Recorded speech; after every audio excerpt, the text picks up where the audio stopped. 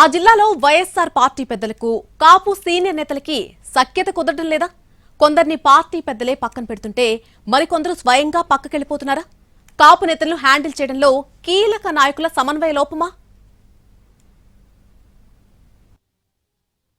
కరోమంటే కప్పకి కోపం, విడవమంటే పామకి కోపం అన్నట్టుగా ఉందట ఉమ్మడి పశ్చిమ గోదావరి జిల్లాలో వైఎస్ఆర్ కాంగ్రెస్ పార్టీ పరిస్థితే.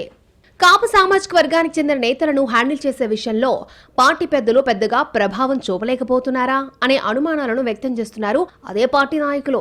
ఏరికోరి అవకాశాలు ఇచ్చిన నాయకులు పార్టీని వదిలిపోతుంటే కష్టపడి పనిచేసినా గుర్తింపు ఇవ్వలేదని మరో నేత పక్కకి జరిగారు. ఏలూరు ఎమ్మెల్యేగా ఎన్నికైన ఆళ్ల కాళీ కృష్ణ శ్రీనివాస్ అలియాస్ ఆళ్ల నానికి డిప్యూటీ సీఎం హోదాతో పాటు వైద్య ఆరోగ్య శాఖ మంత్రిగా అవకాశం కల్పించారు. 2024 ఎన్నికల ఓటమి తర్వాత ఆళ్ల నాని కామ్గా పార్టీని వదిలి పక్కకు జరిగారు.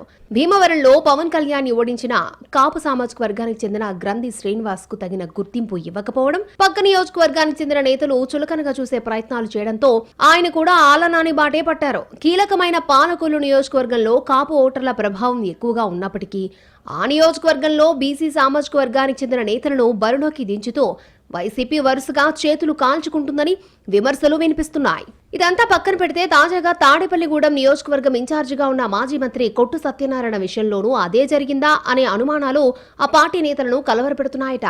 తాజాగా మాజీ మంత్రి కొట్టు సత్యనారాయణ స్థానంలో అదే సామాజిక వర్గానికి చెందిన వడ్డే రఘురామ్కి అవకాశం కల్పించారు.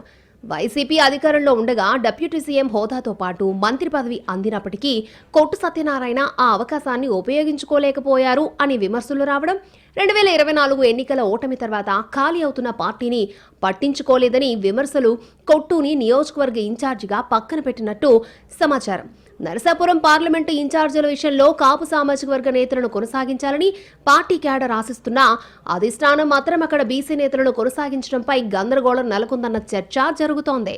అధికారంలో ఉన్నప్పుడు మంత్రులుగా అవకాశం ఇచ్చిన నేతలు ప్రభావం చూపలేకపోవడం, అవకాశం దక్కాక కీలకమైన నేతలు పక్కకి జరగడం, అవసరం ఉన్న చోట కాపు సామాజిక వర్గ నేతలకు ప్రాధాన్యత కల్పించకపోవడం చూస్తుంటే పశ్చిమ గోదావరి జిల్లాలో కాపు నేతలను హ్యాండిల్ చేసే విషయంలో పార్టీ పెద్దలు కన్ఫ్యూజన్ కు గురవుతున్నారా అనే అనుమానాలను వ్యక్తం చేస్తున్నారట పార్టీ నేతలు.